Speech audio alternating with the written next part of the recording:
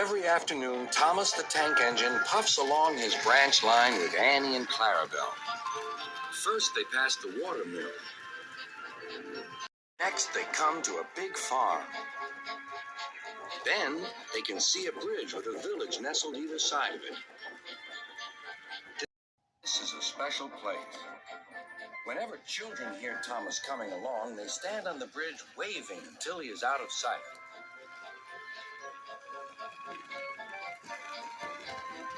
One day, Thomas was running late. He had stopped at the signal before the bridge to talk to some new children. Percy the green engine was waiting too. "Hurry up, Thomas," called Percy when the signal dropped. "If you're late, Sir Topham Hatt may get a new engine to replace you." He would never do that, thought Thomas, but he was worried. Next day, Thomas hurried along the line. Just ahead was the goods yard. There, on the platform, was an inspector waving a red flag. Next, Thomas saw some children. They were waving too. Something must be wrong, thought Thomas. This station is for goods, not passengers. "Help, Thomas, help! We're glad to see you," called the children. "Please, will you take us home?"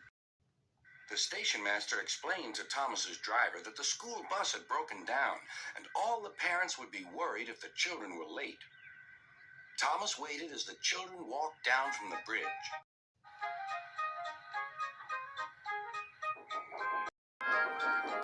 Then he took the children to the next station where Bertie was waiting to take them home. When Thomas finished his journey, he was very late. He was worried that Sir Topham Hatt might be cross with him. "I warned Thomas," puffed Percy to James. "He's been late one time too many. He'll be in trouble now." But next morning, when Thomas picked up his passengers, Sir Topham Hatt was nowhere to be seen.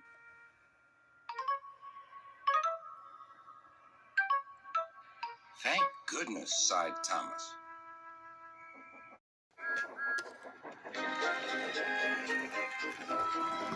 Thomas knows every part of his branch line.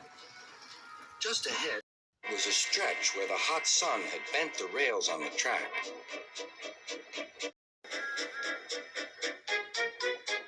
"Careful, Thomas," called his driver, but it was too late.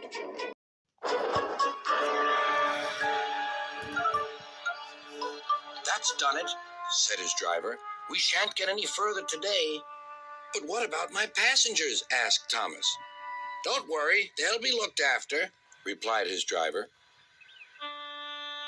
While workmen repaired the line, Thomas had to shunt freight cars in the yard. Bertie came to see him. "I understand you need my help again." "Yes, Bertie," replied Thomas sadly. "I can't run without my rails." Bertie set off to collect Thomas's passengers.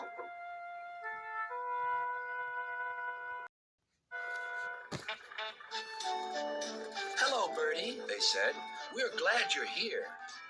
Bertie drove along the road that runs by the railway. He stopped at each station along the line. Sometimes he stopped between stations to let people off closer to their homes. Thomas felt miserable. "I've lost my passengers to Bertie. They'll like him better than me." Sir Topham Hatt arrived. "Your branch line is repaired. I'm going to change your timetable so that you and Bertie can work together more." When Thomas reached the station, there, to his relief, were all his passengers. "Bertie is a good bus, but we missed our train rides with you," they said. Later, Thomas spoke to Bertie. "Thank you for looking after my passengers."